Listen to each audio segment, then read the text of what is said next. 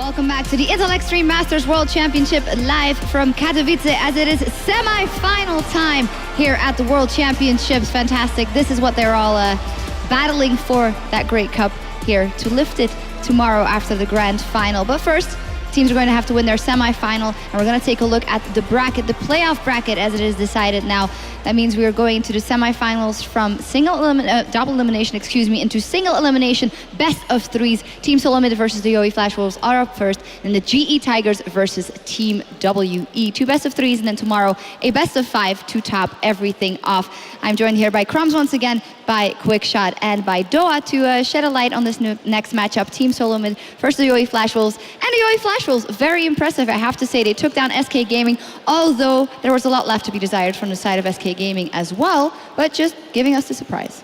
Well, now that we're in a best of three format, we really get to test these teams, their strategic depth, and we haven't seen that in the previous two games that they displayed. Very similar team compositions. Now, in the first time they faced off against SK, obviously with the Xerath Rengar, we know they play Rengar, but for the top lane for the Flash Wolves, there is not much diversity. We have seen the Aurelia ban, but kind of unwarranted. The one thing I would say is fair, at least in terms of play style. The Flash Wolves did show a progression in their decision-making, especially in the early game. Yesterday, Flash Wolves lost both of their early games quite heavily, and it was because of Cloud9 meandering about that the Flash Wolves were able to bounce back and pick up a win. Yep. This morning, they didn't fall behind SK. They were very aggressive in the laning phase, very aggressive around the map. I don't know if they're going to have that same freedom against TSM. TSM, from what we saw yesterday, is just performing at a high level. Yeah, and at the same time, TSM coming into it with such huge momentum after that big win against CJ Antis. Everyone seemed to be playing extremely well. Lustboy looked fantastic on that Lulu. Everybody did their job in that game so well that you really have to give them the edge, especially in a best of three coming into this against the Yowie Flash Wolves. Yep, let's take a look at the lineups for both teams coming into the semifinals, starting off with TSM, and they'll also be on the blue side for this one in the first game at least. We have Dyrus, Centaur, and Bjergsen, Wild Turtle, and Lustboy. And on the other side, Yowie Flash Wolves with Stake, Karsa, Maple, NL, and Sword Art. Yeah, we did touch on it shortly, but indeed it is a great difference. There was a lot of, I don't want to say randomness, because the teams really showed up and just upset a couple of teams in those best of ones, but it is a difference now that they have to go into a series with a planned strategy for a couple of games. Yeah, and the one thing I want to hit on really quickly is the fact that once SK lost the game, Locodoco actually tweeted, well, there goes 12 hours of preparation. Yep. You know, TSM had assumed SK were going to, okay, let's be honest, everybody assumed SK was going to win that matchup. Now all of a sudden they need to prepare for an unknown factor. Any research that you've done overnight, any planning, any back history on players gets thrown out the window. In theory, the Flash Wolves are a slightly weaker team in maximum capacity, but if the Flash Wolves have got a similar sort of strategy to get an early surprise against TSM, it could give them confidence. Well, personally, I wouldn't take Locodoco's Twitter too hard. No, man, he's 100% serious all the time on Twitter. Don't you know Locodoco? The point stands. Yesterday, TSM looked more prepared than they ever have. Tell me I'm wrong. Yes, but when they played the World League, it's a lineup that you have no research to do on the previous two teams. I would assume that, yes, you are right, that they probably prepared a lot more for SK, but they can't take the possibility out of the window that That's true. That's a mistake. Yep. Yes. Yeah. True enough. I mean, and again, just going back to the format, best of one, it can get a bit crazy. It did get a bit crazy over the last day or so. Yeah, a little bit crazy with this best of ones, but now again, we're into the best of three. Even if the Yowie Flash Wolves have come prepared for TSM, you know, even if they were already kind of planning for this, at most, you know, I think we're going to see them take one game in a best of, I'd say TSM all the way. Yeah, it got a little crazy, but I think you can all agree that the teams that have gone out have no one to blame but themselves as well in those. In terms of specific matchups, something I want to look at in this one, Lustboy versus Sword Art. We thought Mad Life versus Lustboy was going to be this fantastically great matchup, and it got kind of close. They got in a couple of fights in the beginning of the game yesterday, but Sword Art has shown to be such a good support whenever Yowie Flash Wolves do get in those team fights. Now, the champions that he plays the most are the Janna and the Morgana, two which are really oriented about just disengaging. And same goes for Lustboy. His most played champions in the NALCS have been the Janna, the Nami, and he just as of recently started picking up the Annie in the competitive play. And we've known that he can play Lulu for a while, and it really fits in the style of picking the Namis and the Jannas. And I was impressed by his Annie yesterday, and it wouldn't surprise me to see that again. Would they go for a more mid-game oriented composition versus the Flash Wolves. You know, it's interesting when you compare these supports too, they do fill very similar roles in the team in that they're there to protect AD carries that kind of have a history of maybe being in the wrong place at the wrong time. So I mean, in Rapid Star's blog about UA Flash Wolves, he said that NL owed Sword Art 1 million lives, and to the same token, I feel like Wild Turtle owes Lustboy a lot of lives as well too. So while Lustboy may be a little bit more of a playmaking support as well, I think they're both going to have their hands full just kind of keeping the ADCs doing damage. Yeah, one of the many matchups to keep an eye on. And for now, we're going to meet our teams for our first semifinal here with Chobra on stage. Thank you very much. I have been waiting for this moment. It's time to kick it off. No more best of ones.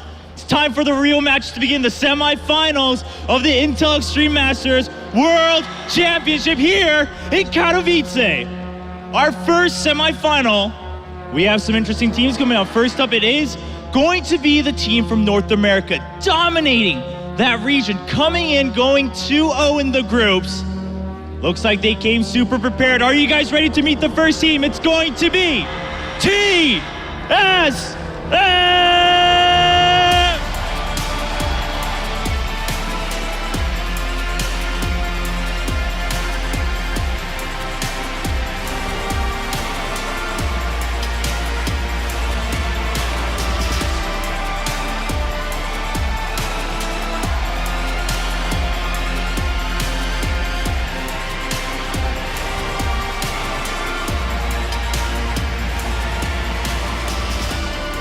And their opponents. Maybe you haven't heard of them as much as TSM, but that's exactly why they're here on the stage. Upsetting Group A, going to that deciders match, and coming here for the semifinals. It's going to be none other than the UA Flash Wolves!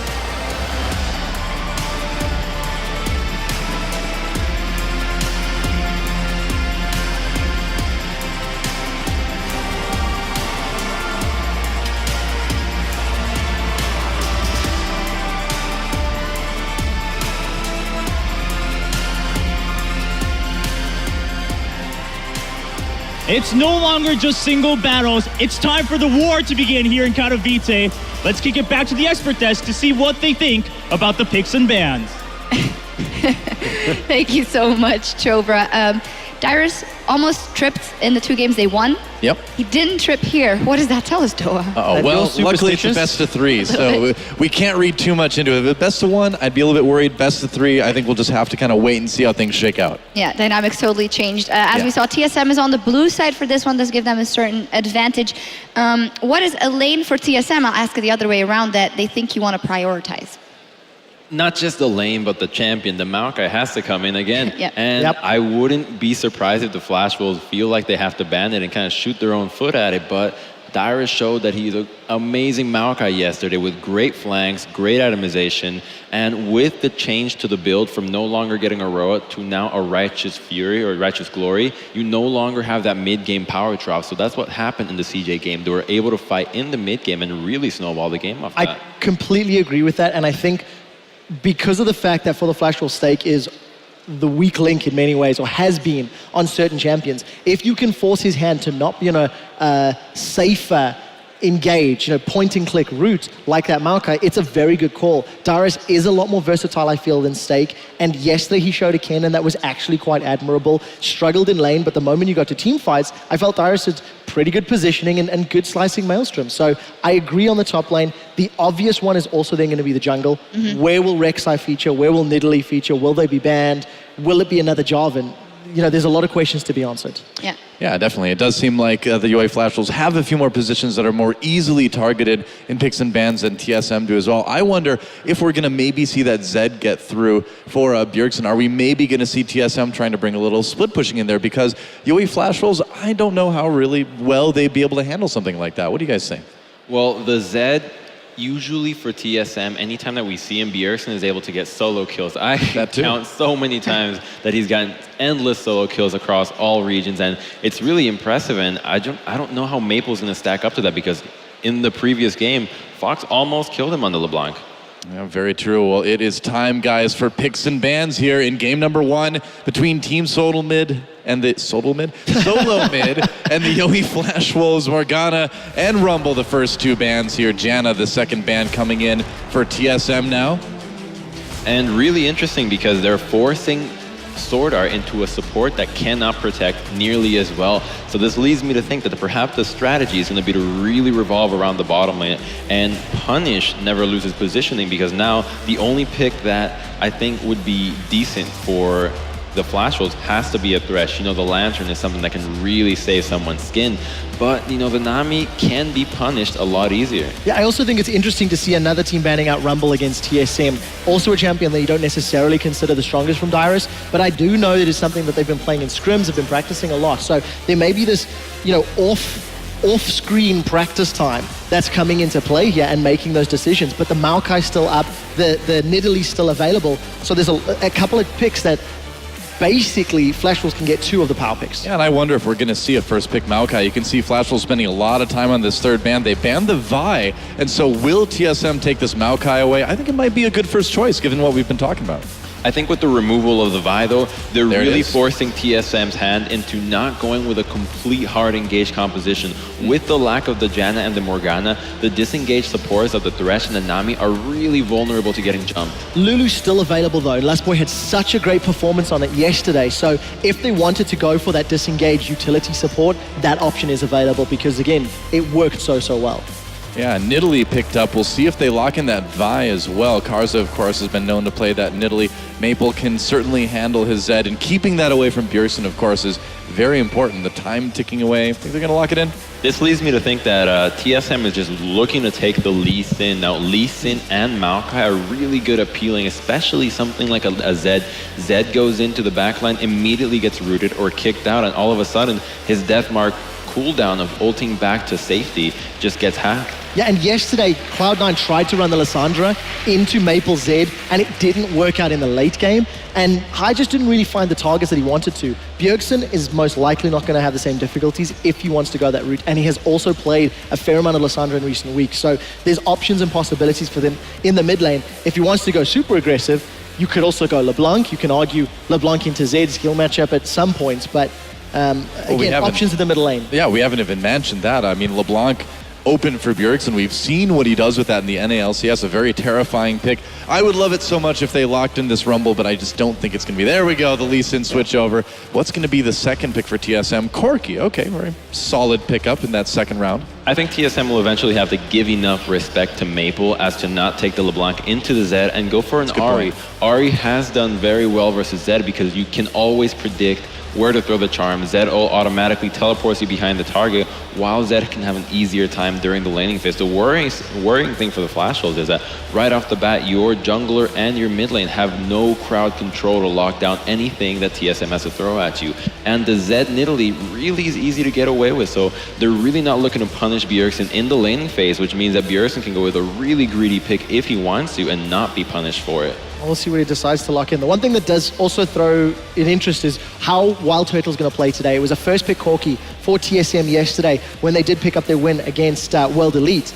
And traditionally, the missteps and the misplays that you have from Wild Turtle have not shone through in their 2 games yesterday. So safe play, Trinity Force timing, combined with Lee Sin in a front line of Maokai, I think TSM have got a pretty good draft thus far. And speaking of safe, it's going to be Lucian, Nami locked in for the Yowie Flash Wolves, and you know, Sword Art having the ability to toss a couple heals in. You know, the peeling with the Aqua Prison is not something that's anywhere near as easy as some of the other supports have, but that tidal wave is still good disengage. And with a champion like Lucian, at least NL has some outs if he gets into a bad situation. So the last round now for TSM, I think Thresh would be a solid pickup for Lustboy, but what else do you think we might see? The last 2 picks from TSM will really determine what the team composition is. I mean, at this point, they could even go with a double AD composition because it would not be punished. And the Thresh Lissandra, this means that this is a really heavy skirmish jungle fighting composition, which is exactly what the Flash Wolves cannot afford to do. Zed gets locked down, and Nidalee just has her poke really won't be that significant in this game unless it can hit on the Lissandra, because other than that, they will have a really easy time forcing it. And Stake has finally, I mean, let's see what the hype's about. Well, Monte Cristo's been wanting to see this all weekend long. We'll see if he finally gets the satisfaction of the Aurelia game off of Stake that he was curious about. And Aurelia, just it's the first time we've seen her this week as well, too. How do you think this is going to work out for Steak? I just think there's so much importance on this early game for Flash Wolves. They don't have a lot of CC outside of that bubble, and yes, there's a single target stun from Irelia, but Flash Wolves are going to be looking for skirmishes. I think if Maple can start roaming, work quite well with Casa, maybe they can try to shut people down, but Maokai needs to be held back. Yeah, the teams have chosen their champions. It is time for the very first semi-final here at the Intel Extreme Masters right after this.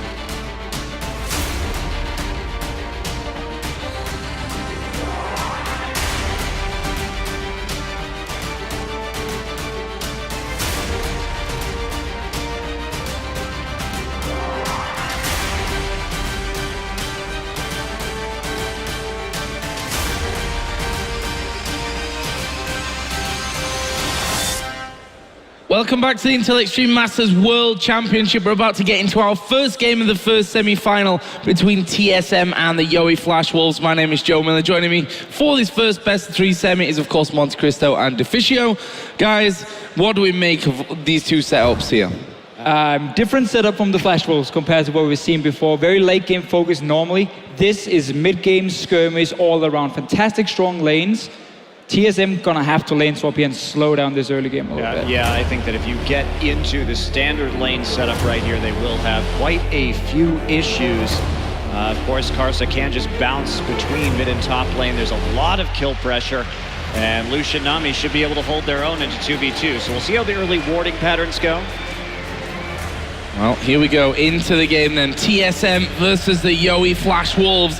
Of course, TSM, as they seem to be wherever they go, a crowd favorite.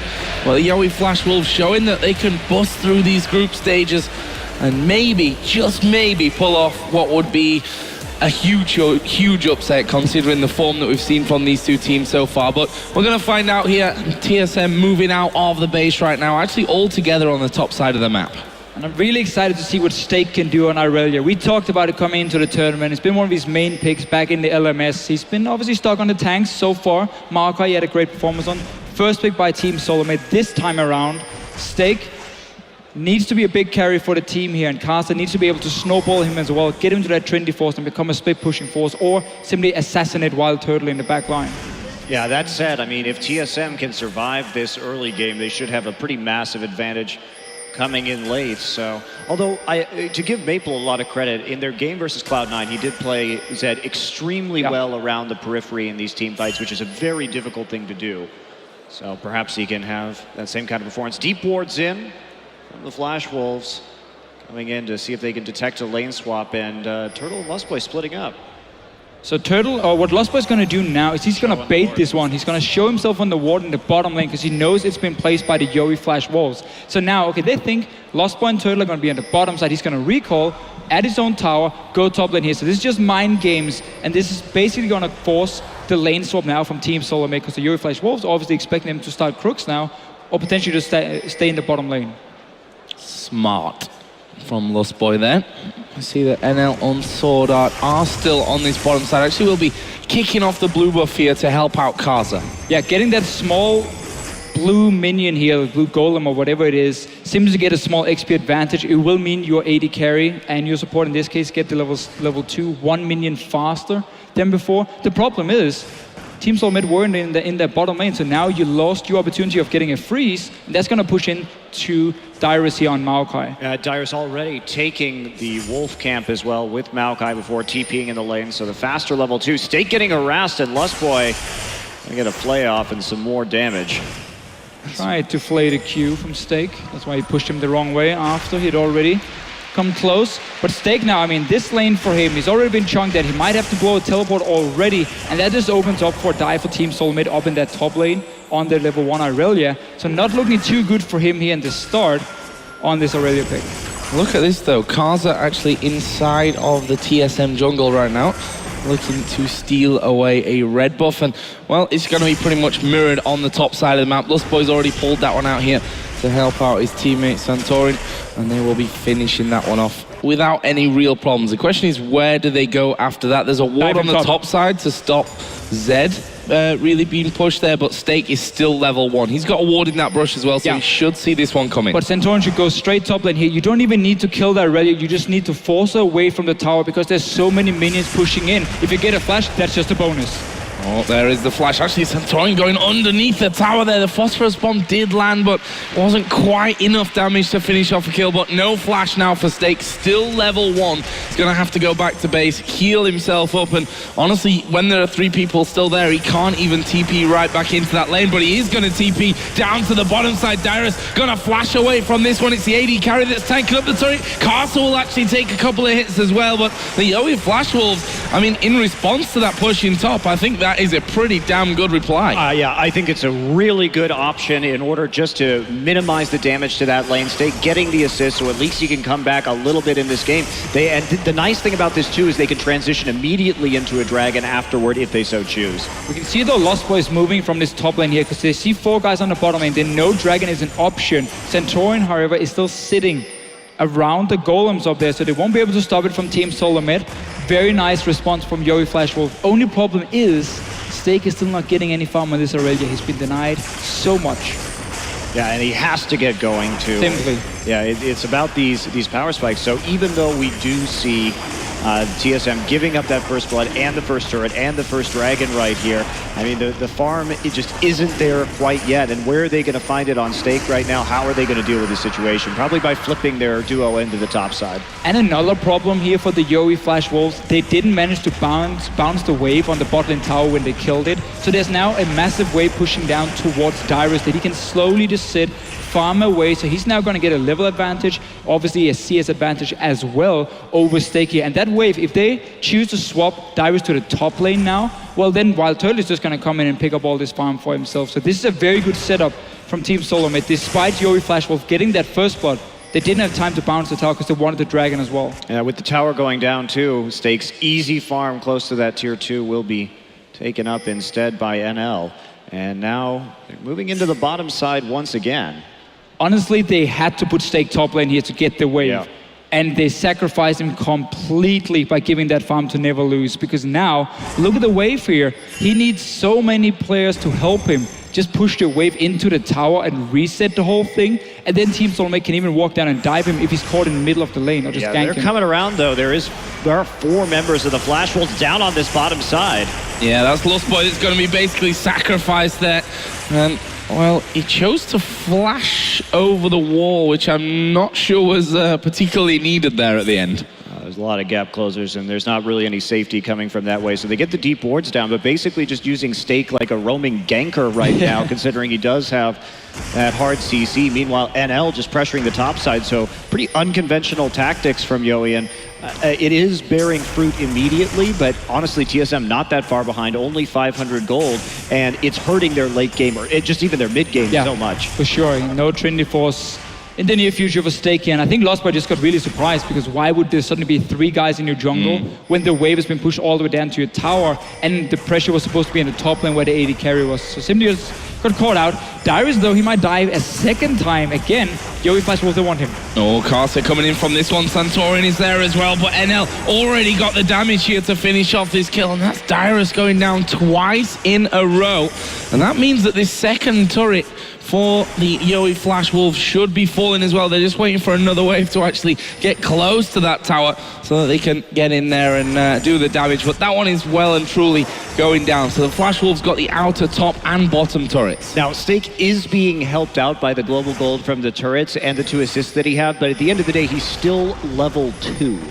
And, I mean, with Dyrus is already up there at 5, this is going to be hugely problematic. This Aurelia just is probably not going to be able to do much in this game. You fall this far behind on Aurelia, you have massive issues. Yeah, and right now, Stake has 400 gold less than his support. And that says a lot when you need to get a Trinity Force and your support is like, yeah, well, I'm at more gold than our top lane Bruiser carry here. Stake definitely in problems. Yowie Flash Wolf, however, they sacrifice him on purpose, clearly, because they're giving all the farm over to Neverloose. They're pressuring around the AD carry instead, trying to get him as far ahead as possible compared to a Corki. Maybe try and match the mid-game spike of Wild Turtle and keep it even that way. But Dyrus is going to have a fantastic time once they get in a one-on-one, just purely from the level advantage.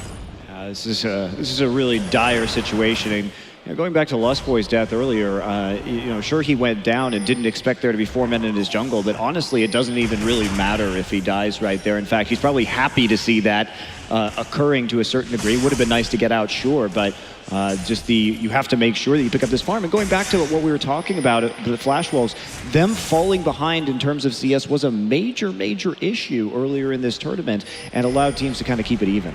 Yeah, and they don't have the backup of running a late game hyper carry now or late game composition. So if they manage to stall out like we saw against Cloud9, they could win anyway. It's not the same here. They cannot afford to fall further behind to Team Solo Med. Otherwise, it's only going to go in one way. Well, Stake now has a grand total of 7 CS. It took him actually 8 minutes to get past 1 CS, just showing how far behind he well and truly is. At the moment, though, we can see a bit of a battle there for this red buff. Karsa does have Sword Art there to help him, but Wild Turtle on that top side of the map as well. And it looks like the Yowie Flash Wolves have said, guys, we just can't fight for this one. Stake offers us nothing here, and he needs that CS in the top lane. He can't spend any more time helping out. Exactly. What Team Solo Mate is doing is they're playing around the weakest member of the Flash Wolves at the moment, so you will always have an advantage, even in a 4 versus 4 fight. Stake will do nothing as a level 4 Aurelia to a level 7 Corki. So they're simply just moving around the wards and the players to always pressure the lane Stake is sitting in to make it harder for him to farm and always get free damage on a tower. Yeah, and there's just no pushing forward either with Stake. So with all the vision control, TSM definitely using the better side of the map at the moment. And since the bottom tower is already down, it's just NL farming up. And if we go back to the draft in this game too, and of course the Fisher is pointing out our TP here on Maokai. That was just for you on the screen. Yep. And coming here too, if we look at the draft, I think a lot of the reason that TSM took out the Morgana and the Janna was because NL really hasn't had the best positioning in this tournament. He had some questionable Kog'Maw flashes in the last game, and so if you remove Sword Art's ability to bail him out of bad situations, so this is the guy who's being expected to carry this team right now, and he really has to step up. Let's see how that all works out for them. They're up, of course, in kill 3-0. NL with 2 of those, and got himself BF Sword, Pickaxe, and Avarice Blade, so mixing up his build a little bit at the start. Of course, on the other side, Wild Turtle going to be rushing straight into that Trinity Force. We've also got Seeker's Arm Guard out there for Bjergsen, so getting that armor in early on so he doesn't have too many problems. But on this top lane again, Santorin and Lustboy going to team up here. We see the exhaust going down. The hook from Lustboy actually missing there. Q from Santorin is landed though, and he's going to follow through on this one. Santorin taking a big amount of damage there. They will finish him off in the end, but Lustboy going incredibly low, and they'd already lost Santorin. Well done by Stake in that scenario. That's the best he could have hoped for there. Yeah, getting 1 kill for him was definitely the best situation for Stake and the Yowie Flash Wolf getting that dragon. You can see our Team Solo mid. They don't care about it. They don't want to fight too much in the mid game here. At least not before you got a Trinity Force and Hourglass for Bjergsen. So they went straight to top lane to kill the poor Stake while the dragon was spawning, sacrificing that one on purpose Don't care about the stacks if you can fight for it on the 3rd or 4th anyway, but you can be stronger because you've shut down this Aurelia so much. Well, but even so, just handing over a kill at this point is... Oh yeah, misplay for sure. Yeah, misplay for sure. And also, I want to point out the pink wards that we do see in the Flash Wolves jungle right now, because they immediately took that vision back. They know TSM was on that warding mission, and that allowed Stake to push out a little more safely and therefore force the dive, because you could see it in advance. And we see again here the Yori Flash Wolf, they see openings where they can start pushing in towers. Lost One Centauran has been roaming to kill Stake a few times, but haven't been really paying attention to defending their own lanes. And that's why the Yori Flash Wolves are sitting on 3 towers to 2 now. Will have to trade for the mid lane though. Well, in a 4 and outer, albeit for the middle turret. And it looks like they may just push around onto the top side of the map here. Stake. A lot of them spotted out because of those pink wards. There is Centauran going through. He will spot that one. There is still one by the Raptor camp though, so that saw them moving up there anyway. And now Maple gonna have a go at Dyrus. He's gonna go all in onto him. Will Dyrus be able to survive this one? The death mark not popping for so much damage, and I think Dyrus is just gonna be able to walk away from that. And no brutalizer yet for Maple here. Just wanted to see if he can force a summoner out of Dyrus, and he got it for himself. And also push in the lane, reset the whole thing. Still some very good wards, honestly, defensively from the Yori Flash Wolves, and also in the jungle of Team Solar Mid around the red buff. So they have had all the focus so far on the bottom lane, and again, around Never Lose. He's been the guy to simply take down the towers. Rest of the team were just assisting him. And also, it's important to note too, when we look at Bjergsen's play, what he does that's a little more unorthodox on Lissandra is that he will split push solo by himself frequently. TSM really likes to use Bjergsen's dueling ability to get that one-on-one and have him snowball off of those solo kills. And it's not something that we see on a lot of other Lissandra players, but it is an interesting kind of quirk to his play. Yeah, I agree 100%. And it's simply because he's so good, and it's a style he's been playing ever since he got into the LCS, into competitive League of Legends. I mean, when I played on team with him, it was all about split pushing every single game. So he's so good at this style. He knows when to back away, and his team, of course, can communicate properly. When are we pressuring certain lanes? When do we have to go deep board? And that's why it works so well for Team Solar Mid. Just want to point out that Stake is now a medium at this stage. Got up to 54 CS compared to the 49 of Dyrus. And, you know, he's sat 1-1-2, which is a better scoreline than what Dyrus has managed to this point, and now has more farm than him. So credit where it's due there. Stake getting back into this. Yeah, not to mention catching up in levels as well. So this has been, I think they've read what TSM has been doing. Like we said, the clearing out those wards in the topside jungle really helped out Stake right there. And TSM couldn't maintain that control early on. So Stake, kind of surprisingly, right back in this game. And they also have those 2 dragons. Setting up a trap here. The clever Dane spots it out for Centauran. I did see, though, there's a very late tier coming in for Castle. Let's talk about that one later. Now Bjergsen and his split pushing adventures. Yeah, you just said he knows when to back away. Sorda actually going incredibly low from that one. Bjergsen will flash through, gets a kill. So 1 for 1. I don't think it could have gone really much better for him in that scenario. We see there the Flash was actually trying to get across to pick off someone else. Didn't quite manage it though. I'm actually surprised that Exhaust wasn't used right there in order to secure that kill a little more safely, because they may have been able to maintain some pressure or move into the mid lane and try and take that afterwards. But instead, they do trade for 1 for 1. Still preferable for the Flash Wolves. Yeah, and it's very clear that Team Solar Mid are getting very surprised about the aggressive play early on here from the Flash Wolves, how they keep invading into the jungle. They sit on a pink ward there. We saw Centauran check it, but by that time, Bjergsen was already caught so far up the lane that it could just collapse on him after. And obviously, Dyrus was sitting in the top lane. Teleport is ready now. Wasn't there before, so just a good kill for them, or at least a 1 for 1, we can say. I think maybe Sword Art was gonna say it's a safe kill, and then as soon as Bjergsen ultis himself, you can't really exhaust him. But as you pointed out, a little bit of a misplay for him. Yeah, we're really narrowing down on the crucial part of the game, I feel, for Yowie as well, as Stake is getting in closer to what we see here with the Trinity Force and the Blade of the Ruined King with the Brutalizer. So the next few minutes are going to be very crucial to see how far ahead Flash Wolves can get, and if they can continue to punish and put down some objectives. And I really dislike the way Team Solar Mid has played the last few minutes regarding that top lane, because they keep pushing the waves down to Stake and then just leave him to it, because they simply lose something elsewhere on the map. So when Dyrus was pushing up the top lane before, there was 2 or 3 waves for Stake under his own tower. You can see he's catching up in CS again. He's gonna get a Trinity Force, not in a optimal time, but it's not even that delayed compared to what we expected looking at the start for him. Yeah, we're in 16.5 minutes in there. Not as bad as it looked to be right from the very get-go. And again, they've moved 3 men to this mid lane. Wild Turtle is there to try and push them back. He has that Trinity Force done. Infinity Edge for NL over on the other side also finished there, and he's just going to be recalling with 1,500 gold. So just going to be moving up towards that Shiv by the looks of it. And for the Yowie Flash Wolves, they've already got, of course, let's not forget, the 2 dragons at the start of this game. Next one's coming up in 20 seconds as well. And now Team Solomate, they're looking to fight. You can see it on the first item for Dyrus with the Righteous Glory. Hourglass is completed for Bjerg, so you've got Trinity Force on Corki, and Stake, sadly for him, didn't have enough gold, so upgraded the boots instead. Just resold it after, so I guess he's going to try and rush that Trinity Force, but Team Solomate, they have to fight for this dragon here. They got the right items now. We'll see if if Yowie wants to go for it or not. We've seen Stake try and TP in probably when he should be farming or pushing towers instead. In this case, I think you can give it up. Go ahead and try and get Stake to complete that Trinity Force, then hit your timing, and don't take it as a big risk. You've already got 2. You don't really need to invest right here. And one thing about that Righteous Glory, though, is it does give that sense that they're trying to play the same game they did against CJ, which is very rapid picks.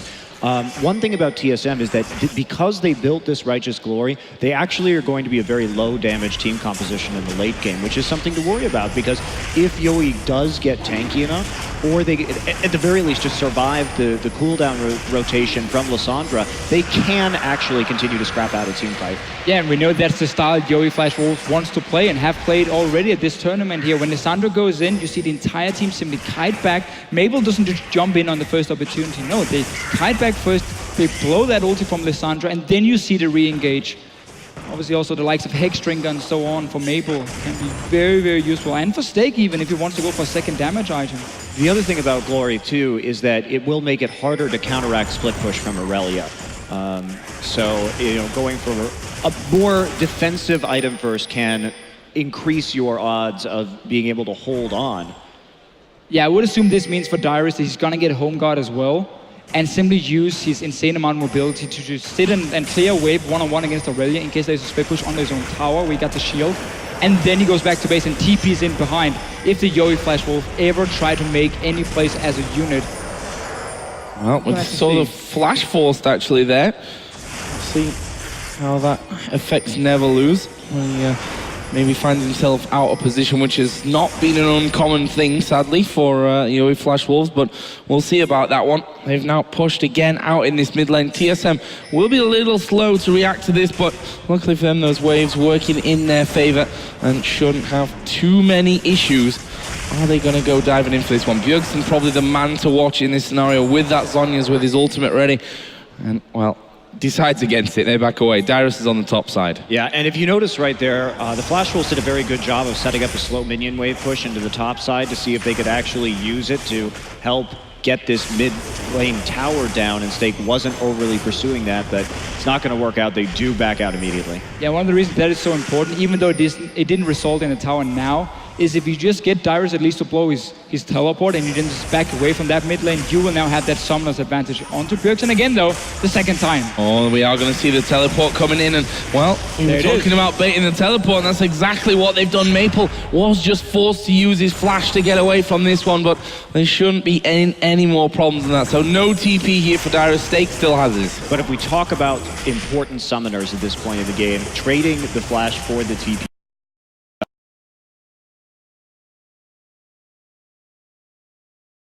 that is actually a favorable trade, but they have to make an edge out of it in the next coming couple of minutes. Yeah, Trinity Force is completed for Stake, so he will be strong in the one-on-one, but still very, very squishy if he gets dove by the likes of a Mark and, let's say, Bjergsen or Centaurian coming up. But that's where the Yowie Flash Wolf have to keep pressure on more than one lane at once if you want to do 1-3-1, because if only one lane is pushing for you, it's too easy for the other team to just go up and kill that one guy and then go back to the mid or bottom lane and defend whatever tower is being pushed way too slow. So if the Yowie Flash Wolves can set up 2, potentially 3 lanes with the Z in the other side lane, that's how they can really apply pressure and push Team Solomate down in a corner where suddenly this mid lane tower will be open because Team Solomate have to worry about the 2 side lanes being in a bad situation or bad disadvantage. Well, we just saw the recall there from Maple and actually upgrading his boots there, so looks like he may want that extra bit of pace to move down those lanes. TSM actually looking to collapse in onto Stake in his top side. There is that ward there, and Stake already starting his retreat. I'm not sure they're going to be able to cut him off. Bjergsen coming around. Depends here how Santorin can land this Q and where Bjergsen is going to go. There is the Q landing onto Stake. The hook will land as well, and this should be a kill for TSM, but Santorin taking a beating in the process. It's a kill nonetheless. And we just talked about this here. You cannot go and start split pushing if your other lanes are not in a position to punish the team for sending 3 or 4 guys to kill your split pusher. The bottom lane is not in a good spot. Mid lane, maybe they can take a tower for it. Ignore that one because Wild Turtle and Darius are already here. So the 2 lanes, the bottom lane and the mid lane, were in a good position for Team Solo Mid, and that's why they can go up and kill Stake, who just overextended on his own, and we seriously just mentioned it. Yeah, and also the distortion enchantment coming in to Bjergsen as well, so looking to get that flash up as much as possible. TSM seems to really have found this style of ultra engage at this tournament, and Dyrus a little bit caught out. Yep, a lot of bit caught out as well, and end up going down there. And it's another first kill even for Maple. Yeah, this tower now should go down. Casters push that wave in. We see NL moving around the side as well. Lostboy actually trying to defend that one, but no way they could keep it alive. Had already taken a lot of damage earlier on, but TSM looking to maybe push out and chase this one down. You could argue dangerous without having Dyrus there as well, but either way, they've cleared out that mid lane for now. But the Yoi Flash Wolves looking to turn this one around. There's the ulti from Bjergsen coming in. Deathmark does go down, but they finish off Maple. Can they get any more here, though? Lustboy will be finished on the top side, and this one's surely not over at this point. Bjergsen moving off to the side, and the Yoi Flash Wolves decide they've had enough of that one. Couldn't quite chase any more down. And a 2-for-1, I guess, overall, with Dyrus going down just before it.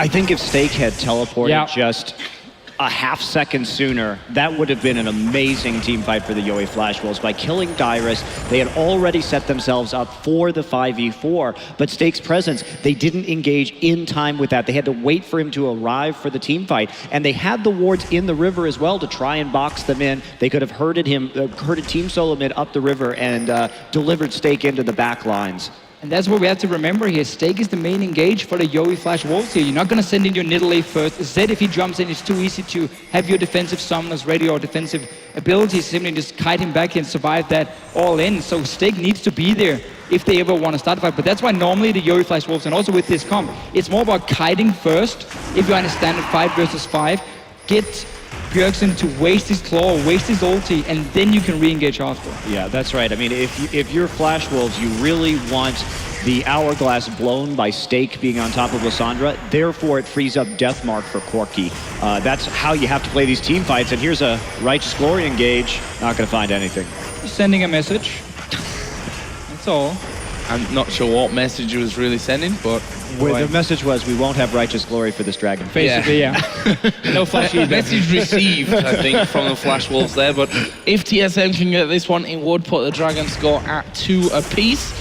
Flash Wolves getting the first 2. There's a big spear onto Lustboy. That might be enough to send TSM packing or not. Bjergsen gonna claw in. They've gone for Sword Art. They get Nidalee down to half health as well. There's the kick onto Casa. Dyrus will follow up. It's Stake in the back line, but he's already been taken out of this one. And this is not looking good for the Yoi Flash Wolves, or is it? NL's actually gone charging in there. Managed to get himself 2. Will he get 3? He should do here. Bjergsen will come out of the Zhonya's. That's a triple kill for NL. Dyrus is trying to escape down the bottom side, but I think the Flash Wolves here care more for the dragon. It's going to give them their 3rd of the game, plus a 3-for-2 encounter. And that looked so bad in the start here for the Yoi Flash Wolf, but everything from Team Solo Mid were blown onto Casa, the Nidalee here in the fight itself. Neverlose standing there with the QSS, didn't have to use it in the fight at all. Not sure if he got it after though. So he's just kind of dragging, so no, he had it in the fight, he just didn't use it. And simply everything blown. Notice this on the Nidalee, ulti from Bjergsen. Santorin is going to blow his ulti as well. Even the snare from Dyrus onto Casa. I mean, the guy's been annoying, but he's not that annoying. You got to blow everything on him. Stake in the backline, and now Neverlose. Notice him just dancing around here. There's no CC left to lock him up, and he's just going to clean house. Turtle walking forward right there when the rest of his team was so low, pretty much ensured his demise. Bjergsen can't quite make it out with that Zhonya's. I want to point out, too, that now Last Whisper done, but before that fight, he didn't really, Neverlose ahead. He didn't need that Last Whisper because there's just no armor. Finally, a Shroud down onto Dyrus, but otherwise, he was very free to get that QSS. And again, remember the TSM is dependent on Magic Burst in the late game. And the tank, normally we would see Maokai doing a lot more damage with the Rod of Ages, not going to be there in this moment, so they have to be mindful of that. And we really see all the focus the Yowie Flash Wolves had on never losing the early game. Always play around him, make sure he can push down towers, he can get all the side lane farm as well. It's been paying off for them because now he's so far ahead in items compared to Wild Turtle, not even completed the Infinity Edge yet for him, or potentially the Bloodthirsty into Last Whisper. In that case, we wouldn't need a Last Whisper this early on the Corki. And we talked about NL's some issues with positioning in the last game, but in that last fight, he knew the exact right time to go aggressive. His illusion positioning was very good. And as soon as you see them blow, first of all, the Lissandra ulti on that right there. Oh, might even get a kill. Wow, Dyrus going incredibly low. Wave comes through, NL will dash forward. Dyrus, though, does manage to survive there at the back. We see Maple going deep as well. Will actually flash in for the kill onto Dyrus. But now TSM pushing out as well. I think it'd be dangerous even now with NL still incredibly high. Meanwhile, Stake has managed to catch out Bjergsen in the top side of the river. Spear won't land, but Stake will get the dash onto him. There is still the Zhonya's available for Bjergsen, but even using that would be probably certain death. Will throw down the ulti onto Stake. He's going to try and keep himself alive and maybe take one with him, but that is a good spear. Zhonya not used in the end, and that's a 2-for-0 for the Flash Wolves again. Yeah, Kaza getting revenge for Team Solomid, blowing everything on him before here, but never lose on this Lucian is so far at Dyrus. He cannot tank all the damage we saw before, and that was the first kill, even though Mabel had to flash in and shadow to get the last kill. Bjergsen tried to flank. Once again, he came from a split pushing position, but Yowie Flash Wolves instantly turned around. There was the Hex Drinker for Stake, so he could just keep chasing up, and they got that last kill. It's looking really good for them. They've gotten so many kills in this mid game. They got the early dragons. They got enough MR to survive the burst as well from Team Solo Mid. And what's important to remember here too is that due to the nature of the Flash Wolves composition, they actually do have that damage, the balanced damage output with the Nidalee, because they can get the big spears in. Normally you look at this and say, wow, this is going to be pretty dominant if you get the Thornmail, but considering that we're not really seeing any, like MR, as we see Lustboy get jumped on, any MR itemization, Kars is going to hit even harder than he normally would. Oh, and Stake has caught out Bjergsen here, and, well, he's got the Zhonya's from before. We'll use it here. We are going to see the TP coming in. Stake might be able to finish this one off, though. Bjergsen getting himself inside of the brush. They brought Wild Turtle down to help as well. Minions might actually finish this one off for Dyrus, but the Baron already at half HP. Such a big misplay here. Again, you cannot just give up this Baron for free, but it's a good use from the Yowie Flash Wolf of the split pushing potential we mentioned with their Aurelia, and also the ping wards they bought with all these kills they've gotten in their mid game, setting up a blind Baron for Team Solo Mid. I think one of the most important things to note right there is we do see there aren't really many wards in there,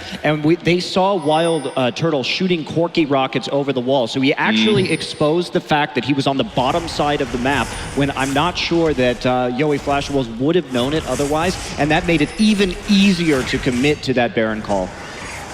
And it leaves the Yowie Flash Wolves 4,700 gold in the lead, 12-7 up in kills, and a 5-3 turret lead. We also see Karsa picking up a QSS, so it's going to make target selection for Bjergsen in particular yet a little bit more difficult. Yeah, and it's going to make the kiting from the Yowie Flash Wolves so much easier as well, because Bjergsen doesn't really have anything he can do here. Dyrus as well, if he pops the Righteous Glory, try to lock down the Nidalee, well, you QSS, and you just keep kiting back here. You got the Nami ulti. The Lissandra is not a top laner, so there's no teleport to like home guard, flank, engage from Bjergsen here. It's going to be more about trying to see if you can win the vision war around, let's say, a dragon, and then move the Lissandra around. Otherwise, there's not going to be any flanks from Team Solo Mid. No home guard for Dyrus here, so he's just going to have to run in head first. Yeah, I really think actually the home guard is a better pickup right here, because at the point Dyrus is at, even though the Thornmail is obviously very useful in this situation, they need to get a pick here, because NL is already so far ahead in terms of items that he has that edge where even with the Frozen Heart, it's going to be difficult to kill him. So why not try and use that teleport to turn the game around and at least stall things out? And I wonder what Wild Turtle is doing here. So he had the components to Infinity Edge beforehand, decides to get to BT instead, and that's fine against the Zed. I like that more than a Blade because of the Igniter on a Zed. But this is delaying his QSS, which has to come in to stop Mabel from diving onto him and killing him in these potential fights. So he's delaying it with that pickaxe, and you're not going to get a last whisper third item when there's so little armor on the side of Yowie Flash Wolves. And this is also something that came into play during the game that C9 had against the Yowie Flash Wolves, where Maple was able to repeatedly pick off Sneaky's Corki on the outside because of the lack of the QSS in the mid and late game. Elixir as well, so even more gold used here for Wild Turtle. He's going to be an easy target for the Flash Wolves. And guess what? That's 4 dragons as well. So the timer really on, and Flash Wolves has a pretty substantial gold lead right now. They should be confident going into any further fights. Well, going to push down on towards this bottom lane, of course, with that Baron buff still on. Able to buff up those minions and cause a few more issues for TSM. And NL, when he hits those towers, they really do not last long with that double tap passive as well. We'll see if they can actually get in there. They've got Zed pushing the mid lane. They've also got Irelia on the top side. So actually pushing on all 3 fronts at this stage. Yeah, as they should be. Keep them bottled up. You have the split push advantage still. You're looking just to find some skirmishes that will help you get a couple kills and extend the game long enough to pick up that last dragon. You can also see here what Maple can do from the mid lane if they're setting up in this 1-1-3 setup, is he's going to move to the lane where Stake is, because that's where you expect Dyrus to come and protect, and he's still one of those targets that will die in a 2v1 because there's obviously not going to be any QSS for him, no Hourglass on a Maokai either. So if you get a one-on-one between Stake and Dyrus, expect Maple to show up, 2v1, kill him very easily, and then suddenly you just keep pushing down and get that tower. And TSM is in that position that we talked about where they really just don't have any damage anymore, especially with the Bloodthirster build. Instead of the Infinity Edge onto Wild Turtle, you're not going to be hitting very many big hits. They're going to try and get a pick, but Ward is found with a Raptor buff. And all the QSSs across the board right now, the amount of magic resist coming in means that once Bjergsen uses his spells, there's nothing. There's just no more damage, especially without that Rod of Ages. Probably going to get QSS as well for Mabel, and then suddenly he's not an option either. And really what happened early game, when we were so worried for Stake here on this Aurelia because he got shot down so hard. But what the Yowie Flash Wolves did was they traded farm on their top lane for farm on the enemy top lane. So Dyrus as well, look at his CS compared to the 2 carries. He's really far behind. He's never become this massive tank. Instead though now, Team Solomid, they're looking to fight. Oh, but Dyrus going to get caught out inside of his own jungle there, will go down, and the Flash Wolves now have a 5 versus 4. There's the slow onto Santorin. We see the push from around the side coming in as well. The spear not quite doing enough damage, but that means they open up this first inhibitor turret. That will go down, the inhib will fall as well, and oh, he's going to be close though. Bjergsen actually diving in, gets QSS out, will use his Zonya straight away afterwards. Can he escape it? No, he can't. Swordart gets that one. Maple actually inside of the base was finished by Santorin, and they've decided not to push through, but that tower's so low. It was actually a big mistake there from NL to take so much turret damage. Of course, using the Nidalee heal and the Bloodthirster shield can allow you to tank for a little bit of time, but it was so easy for him. I mean, NL he got killed so fast he didn't even have a chance to do anything at all right there. Didn't even bother to pop his QSS. Or his heal. Yeah, nothing he could do. Bjergsen is a very high damage Lissandra. If we look at his build, he hasn't gone for CDR boots. He has that extra magic penetration, so he can one-shot you, especially if you're at that low health from the turret. So misplay from the Wolves on that siege. They're still in a very comfortable position. Yeah, we just saw how fast Dyrus died before here. He was caught in the jungle against 3 members of the Flash Wolves, and they just killed him instantly. So by simply them trading farm on Stake, or well, denying their own top laner, they also denied Dyrus because they kept pushing the lanes where he was with 3 or 4 guys. They kept diving him in the early game, remember, where they killed him 2 or 3 times as well. And it simply kept him down, and he was going to be this big late game tank that was going to make Team Solomid being able to somewhat outscale the Flash Wolves because he just would be unkillable. But they really used this mid game so well, and especially used Never Lose on this Lucian. Yeah, I really think the next big power spike too is going to be that Void Staff on Karsa. There is no MR on TSM. So that Void Staff, he's going to be able to chunk pretty much anybody to 50% health with 1 spear. And that's going to be a big problem as they try and contest objectives around this Baron and around this Dragon as they start to spawn. Dyrus is pretty much alone there. He needs to be super careful. Actually has to take the lantern away. The wave will connect and Stake moving forward. Who's he going to go for? Actually, they engage onto Stake. It might just well finish him off here. Will actually flash after using his QSS, but Maple dives in the middle as well. Dyrus is going to go down to the death mark. They catch Wild Turtle, and the Yowie Flash Wolves maybe making one final push. They can finish They now. blast down Bjergsen. Now Lustboy trying to run off to the side. He will fall as well, and it leaves just Santorin to try and defend. They can push this mid-wave out and just go for the win. Yeah, you really have to credit the Flash Wolves. When we saw them fall behind with Stake early, they were unpredictable in the way they used that Aurelia. And in spite of NL's poor positioning kind of throughout this tournament so far, he really showed up in this game and proved he can carry this team. A new level 1 strategy with an Aurelia and a lane swap for sure. Definitely caught TSM off guard. There were many times where the Yowie Flash Wolves got a few kills here and there in the jungle of Team Solomid as well, where they simply didn't expect them to be. And that worked so well for them. No finish, 2 inhibitors. Well, I guess it's the next best thing. I mean, you got 20 seconds, Solar Dragon, Baron's live. I think, I like my shot calling conservative Deficio. Played so safe, I'll take this one. I think it's a better plan just to for sure. slowly roll out the rest of this game. See if Team Solomid can manage to steal this dragon here. They're moving in just, I don't know, I mean, you gotta sacrifice your jungler here, I guess, for it. There's really nothing else. Wild Turtle is gonna be late for this fight, but so will Mabel. Do you just rush it here? No. Well, or do you just try and steal it with your jungler? You die is what you do. Sure. Dyrus was on the wrong side of the pit there. Lustboy with the lantern in. Well, didn't quite help things out. Santorin will come across, try and steal this one, but that's going to go down, and that means that 5 dragon markers being hit. They kill off Santorin as well. That's 2 men down. That means probably inhibitor number 3 is going to be close to going down. They might as well, just take a Baron on their way through as well. But it's 3 versus 5 here for a good 30 seconds for Santorin. This is looking like it could be the end. Yeah, just Siege right now, when you have the man advantage, if you take Baron, you're back in a 5v5. And this is, I think, the easier play right here, just to finish out this game. And definitely this match, a bit of a surprising upset so far, but the Flash Wolves playing the map really well for the second game in a row. Really used that comp so well, and a different tactic in the lane swap would really paid off for the Yowie Flash Wolves here.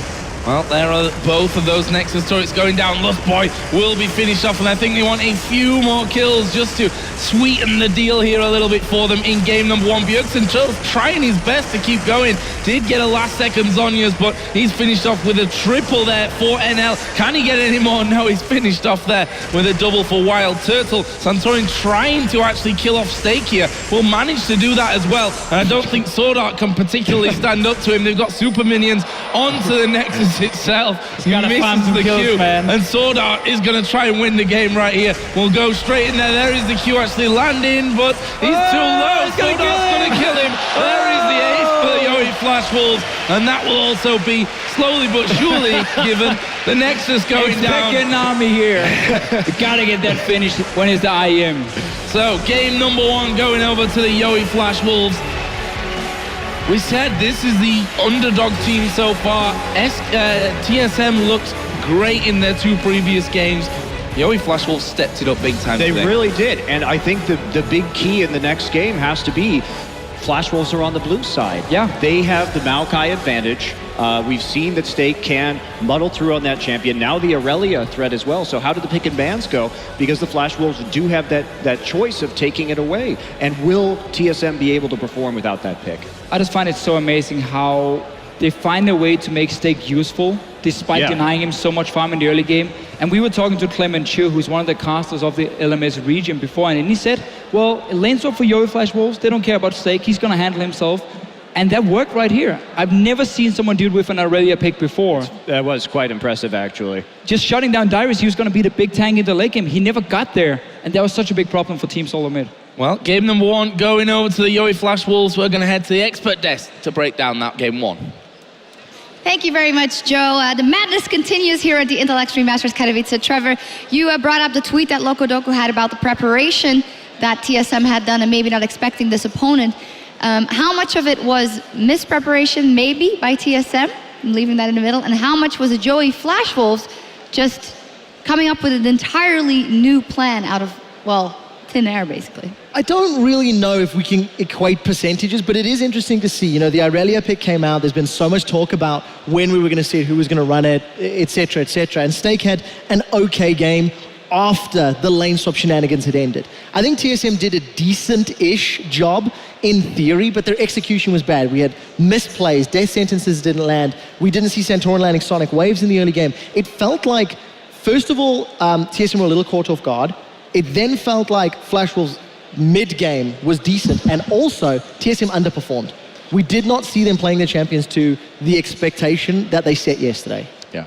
I think going into the tournament, we felt like TSM's NALCS performances really showed a lack of control in terms of the objective games in both Towers and the Dragons. And Yowie Flash was in their first games, didn't really show much of that, but in these last two games versus SK and TSM, they've shown a clear-cut plan in terms of focusing those early tower, going for the four-man pushes, and then transitioning to that into an early Dragon, and then eventually snowballing a really strong fourth Dragon potential from the get-go, which gives you a really early, almost a win condition by the time you get that fifth Dragon.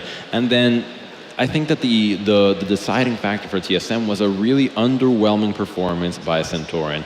He had a lot of misplays and just wasn't on the map as much as he should have. You know, you have a lot of setup with the Maokai and the Lissandra and the Thresh, and none of that was really done. And the one time that they could have really punished Stake, traded a 1-for-1, and now all of a sudden the entire early game that was devoted to shutting down Stake is gone. And it actually took me back to pick some bench just before you go, because we had the Maokai first pick coming in of TSM when they could have gone for the Nidalee, and I feel like the Yowie Flash Wolves had it somewhat prepared and knew that they were going to go for that Maokai because we've put so much emphasis on it and how good Stake was on it, and then they could have the Nidalee. Santorin had to go for Lee and just couldn't make anything happen. Was it just a champion? Of course. Well, I mean, the thing is when you take the Irelia is somewhat like Maokai, but harder to execute in the sense that it's a point-and-click 2-second stun. So a champion like Lissandra has to be very careful going into that, just because, you know, Irelia is going to be usually a little bit chunked, taking a little bit of the quirky poke going into it. And Bjergsen's job is made that much harder because now, unlike a Maokai snare, the Irelia stun, you're going to die in 2 seconds. No Crucible from Lustboy, and Bjergsen's job of trying to 1v5 is just becomes that much harder. Yeah, absolutely. And I mean, it seemed to me too like TSM just was kind of so thrown off their game by kind of the weirdness of the first 10 minutes that they just seemed out of sync for the rest of it. We saw Dyrus getting caught over and over and over again in the last half of that game. So just a very kind of bizarre performance from TSM, especially after the last game we saw them play against CJ. Yeah, and in the team fights that they get, they also had a problem with the focus and in the targets. We have a specific fight that we want to replay for you guys in which NL ends up getting a triple kill because he was left, well, basically untouched. We'll get that replay on in just a second. And again, I say it's NL that did good, but you say it's Sword Art. It's Sword Art all the way with the Sami. Going into this team fight, it's a mid-game team fight. TSM has a good power spike with the Righteous Glory. Lissandra really strong right now, trying to capitalize on the bad pounds by the Nidalee. Immediately goes in. She's forced to flash. Now being her ultimate projectile, this bubble right here saves the fight because now they cannot instantly kill the Nidalee. Nidalee gets the pounds, forcing Santorin to commit deeply for the kick on the Nidalee. Now they use all their cooldowns on the Nidalee and the Irelia, and you have Lucian just hitting the back lane completely for free, and Zed, none of the crowd control has been used on him, so he can easily go in, drop the shadow, keep slowing TSM, and you see those shurikens and E-slows really helping out on facilitating Lucian's job to clean up.